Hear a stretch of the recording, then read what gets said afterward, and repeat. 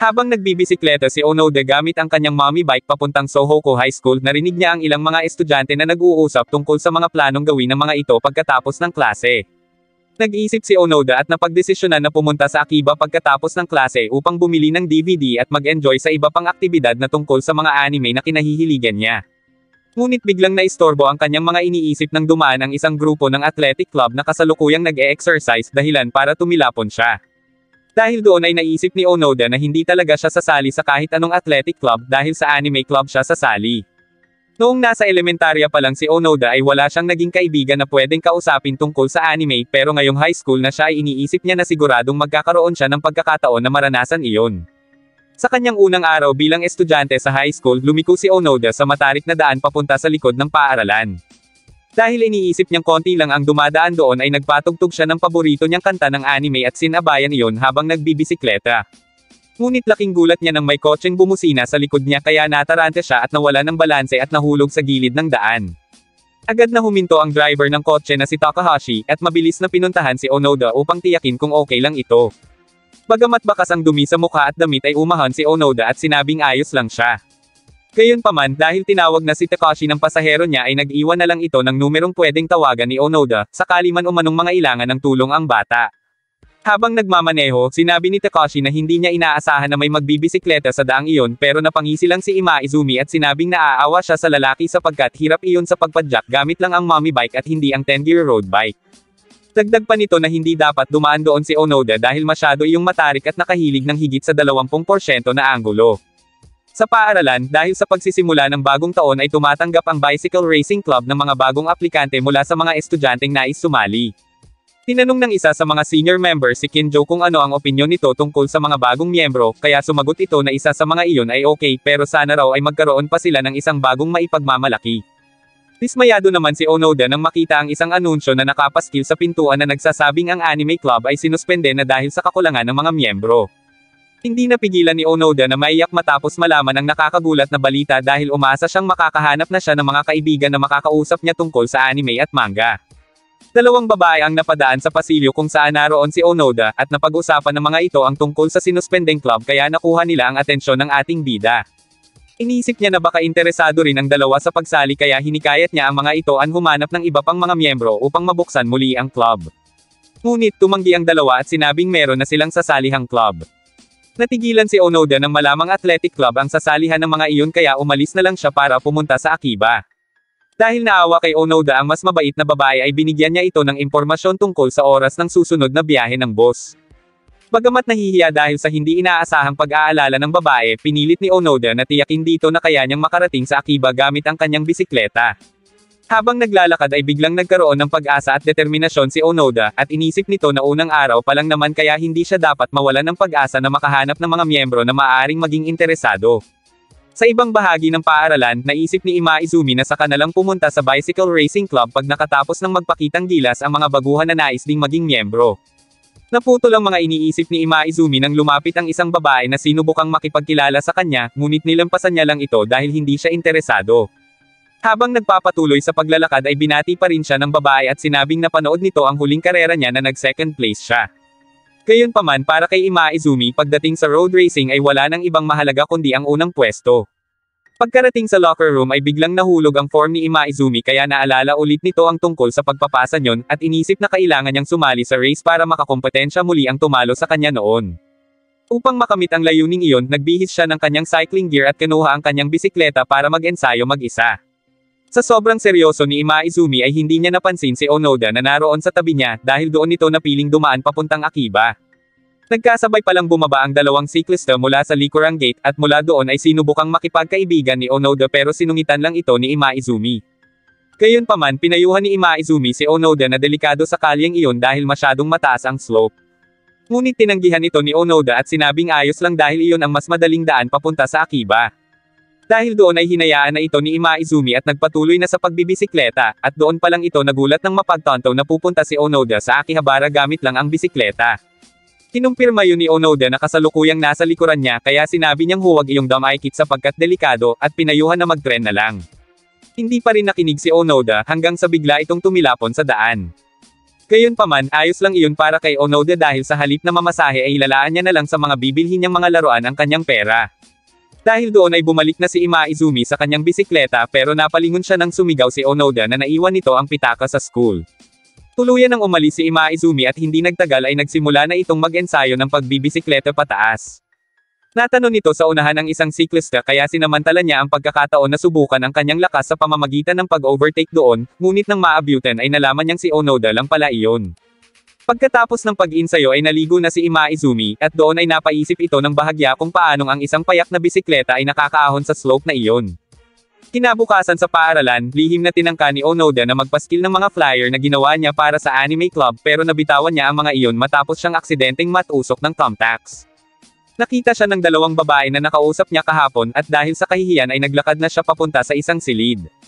Sinundan siya doon ng dalawa at tinawag siya sa apelyido niya kaya nagtaka siya kung paano niya nalaman ang pangalan niya. Inamin ng babae na sinundan niya si Onoda kahapon dahil may gusto siyang itanong dito pero bago iyon ay nagpakilala muna ito bilang Miki Kanzaki at ang kaibigan naman nito ay si Aya. Pagkatapos ay tinanong na ni Miki kung talaga bang nagbisikleta lang si Onoda papunta sa Akiba pagkatapos ng klase kahapon. Nagkamali ng intindi si Onoda at inisip na kaya tinanong ni Miki ang tungkol sa pagpunta niya sa Akiba ay dahil hilig din nito ang anime. Nilinaw ni Miki na tungkol sa bisikleta ang nais niyang itanong kaya sinabi ni Onoda na naputol ang kadena ng bisikleta niya nang makagaling siya sa Akiba. Nainis si Aya dahil iniisip niyang nagsisinungaling lang si Onoda sapagkat imposible umano na kayanin nito na magbisikleta lang mula doon hanggang Akiba na may layo na 70 kilometro balikan. Hanggang sa pagkain ay pinag-uusapan pa rin ng dalawa na imposible iyon pero para kay Miki ay humahanga siya kay Onoda kung totoo nga ang sinasabi niyon. Sa silid ay masayang kumakain si Onoda ng kanyang tanghalian sapagkat natutuwa ito sa Manyo Manyo Capsule Toy at sa Toraycon Special Edition Blu-ray na nakuha niya dahil sa pagiging matipid sa pamasahe. Kinahaponan ay nagpakilala si Miki sa mga senior ng Bicycle Club dahil nais nito na maging manager ng mga iyon. Bilang dating team captain ng club ang kanyang kuya ay nakakapagkwento iyon sa kanya kaya kilala niya na ang mga miyembro. Pagkaalis ni Miki ay hindi makapaniwala ang tatlo na kapatid iyon ni Kanzaki. Samantala, nagtungo si Ima Izumi sa paradahan ng mga bike ng paaralan at napansin niyang wala ang kakaibang bisikleta ni Onoda. Nagtaka siya kung nasaan iyon pero naiisip niyang baka ipinaayos iyon kung saan. Nang mga oras na iyon ay nagpapaskil si Onoda ng mga flyers para sa anime club habang iniisip kung gaano kasarap magkaroon ng mga kaibigan na pwede niyang makasama sa Akiba. Doon ay nakita siya ni Ima Izumi at hinamon siya sa isang karera. Pumunta sila sa rooftop ng paaralan at tinanong ni Onoda si Ima Izumi kung anong klaseng karera. Sumagot ito na iyon ay karera gamit ang bisikleta at magkakarera sila muli sa likurang daan ng paaralan. Nagtaka si Onoda kung bakit siya hinahamon ni Ima Izumi kaya ipinaliwanag nito na iyon ay dahil kinaya ni Onoda na ahunan ang matarik na slope habang kumakanta-kanta pa. Iniisip ni Ima Izumi na nagkataon lang iyon kaya gusto niyang siguraduhin kung talaga bang kaya ni Onoda na akyatan ang matarik na daan gamit ang lumang bisikleta na may bigat na higit na 10 kilo kaysa sa road bike. Bagamat tinitiyak ni Ima Izumi na siya ang manalo sa kanilang karera, nais din niyang makita kung paano inaakyat ni Onoda ang slope gamit ang lumang bike. Dahil doon ay magkasunod niyang tinanong kung kailan pwede si Onoda at kung nasaan na ang bisikleta nito. Hindi agad nakasagot si Onoda dahil iniisip niya na tanggihan si Ima Izumi, sapagkat ang tanging nais lang naman niya ay ang maipamahagi ang mga hawak niyang flyers para muling mabuksan ang anime club. Nang makapagdesisyon ay agad na humingi ng tawad si Onoda at sinabing ayaw niyang tanggapin ang hamon pero biglang sinabi ni Ima Izumi na sasali siya sa anime club kapag natalo siya, bagay na labis na ikinagulat ni Onoda. Dagdag pa ni Ima Izumi na hindi pa naman siya kasali sa Bicycle Club kaya naging positibo si Onoda at natutuwang itinanong kay Ima Izumi kung ano ang paborito nitong anime. Napilitan na lang sumagot si Ima Izumi para lang mas makuha pa niya ang loob nito at mapapayag ito sa karera. Bago umalis ay sinabi ni Onoda na sa isang araw na sila magkarera kapag nagawa na ang bisikleta niya. Natigilan si Ima Izumi at naisip na paano kung matalo siya, sabay nagulat at sinabing nagbibiro lang naman siya. Pagkatapos ng klase ay nakita siya ni Miki sa pasilyo kaya ipinaalala niyon ang tungkol sa pagsali niya sa Bicycle Club. Tumugon si Ima Izumi at sinabing sasali siya kung aalis na ang bagong miyembro ng club, sabay nagpatuloy sa paglalakad. Ngunit hindi niya napansin na nahulog mula sa kanya ang flyers ng anime club, bagay na ipinagtaka ni Aya. Nagulat si Ima Izumi at sinabing ibinigay lang yun sa kanya ni Onoda. Nang asar na tinanong ni Aya kung sasali ba doon si Ima Izumi kaya sinabi nito na iyon ay kung matatalo siya yun. Naintriga si Miki sa sinabi ni Ima Izumi kaya pilit nitong inalam kung karera ba iyon gamit ang bisikleta pero hindi na sumagot si Ima Izumi. Makalipas ang ilang araw ay nagkita na sina Ima Izumi at Onoda sa likurang daan ng paaralan. Agad na ipinaliwanag nito ang kanilang ruta 3 kilometro pababa at 2 kilometro naman paakyat hanggang sa makarating sa goal. At dahil mas may karanasan si Imaizumi sa larong iyon ay pauunahin na nito si Onoda ng 15 minuto. Gayunpaman, bakas pa rin ang kaba sa mukha ni Onoda dahil may mga manunood pala sa kanila. Maging si Imaizumi ay hindi iyon inaasahan dahil pakana pala iyon ni Miki para umano maging kapana-panabik ang kanilang laro. Sinubukang paalisin ni Imaizumi ang mga kamag-aral sapagkat napansin niyang nahihiya si Onoda. Nilapitan ito ni Miki para palakasin ang loob at sinabing kung matatalo nito si Imaizumi ay magiging sikat din ito. Dahil doon ay bahagyang lumakas ang loob ni Onoda kaya ikinabit na ni Imaizumi ang cyclocomputer sa bisikleta nito na siyang susukat sa bilis, layo, at oras ng nalakbay. Ibinigay na ni Miki ang hudyat sa pagsisimula ng karera kaya nagsimula ng pumadyak si Onoda. Nang mga oras na iyon ay isinasaisip ni Onoda na kailangan niyang manalo upang makakuha siya ng miyembro para sa anime club. Iyon ang naging motibasyon ni Onoda kaya binilisan nito sa pagpadyak hanggang sa mapagtanto niya na kasing bilis niya na ang takbo ng isang scooter. Hindi nagtagal ay narating niya na ang dulo ng 3 kilometro at laking gulat niya nang makitang 10 minuto pa lang ang nagagamit niya sa ibinigay na partida ni Imaizumi. Iniisip ni Onoda na baka nagkamali lang iyon ng kalkulasyon at tinangkapan na hintayin doon si Imaizumi, ngunit nanaig ang layunin niya na mabuhay muli ang anime club. Nagsimula ng magbisikleta pataas si Onoda habang si Imaizumi naman ay mag-uumpisa pa lang sa 3 kilometrong patag na daan. Sa sobrang bilis nito ay natapatan nito ang takbo ng isang kotse. Nang mga oras na iyon ay nakakaramdam na si Onoda ng hirap sa pagpidal pero nagpapatuloy pa rin ito nang biglang may lumipad na uwak sa kanyang gilid kaya muntik na itong sumemplang. Dahil doon ay nagdahan-dahan na siya at kumalma pero laking gulat nito nang makitang nasa likod niya na si Imaizumi. Samantala, si Miki at ang mga kasamahan nito ay nagpahatid kay Kanzaki gamit ang van upang masaksihan nila ang karera, ngunit napahinto at napaababa sila nang makita na nakatigil na sa daan si Onoda. Dismayadong sinabi ni Onoda na naunahan na siya ni Imaizumi, at hindi niya inaasahan na ganoon iyon kabilis magbisikleta. Biglang nilapitan ni Miki si Onoda at pinababa ito sa bisikleta upang i-adjust ang taas ng upuan nito, habang sinasabi na kung hindi siya magmamadali ay hindi niya maaabutan si Imaizumi. Pagkatapos ay pinasubukan na nito kay Onoda ang bisikleta, ngunit nagtaka si Onoda kung bakit hindi sumasayad sa lupa ang mga paa niya. Sinabi ni Miki na tama lang iyon nang sa ganon ay makuha nito ang kaukulang lakas mula sa taas ng upuan. Matapos ang paliwanag ni Miki ay doon palang napagtanto ni Onoda na tama ito, at ngayon lang niya nalaman ang tungkol doon. Hindi nagtagal ay sinubukan na ni Onoda ang pagpidal. Noong una ay nahirapan ito pero nang makapag-balance na ay nakapagpidal na siya ng mabilis sa paakyat na daan. Dahil doon ay nadagdagan ang kaalaman ni Onoda tungkol sa bisikleta, at ngayon ay masasabi niya na hindi pa tapos ang karera. Sa loob ng sasakyan ay sinabi ni Kanzaki na may kakaibang kakayahan si Onoda sa pagpidal, at iyon umano ang gustong malaman ni Imaizumi. Napansin nito na si Onoda ay hindi naglalagay ng bigat sa pagpedal, hindi rin tumatayo at hindi nagsiswing. Umakyat lang si Onoda sa slope gamit ang cadence, ang pag-ikot ng kanyang pagpidal.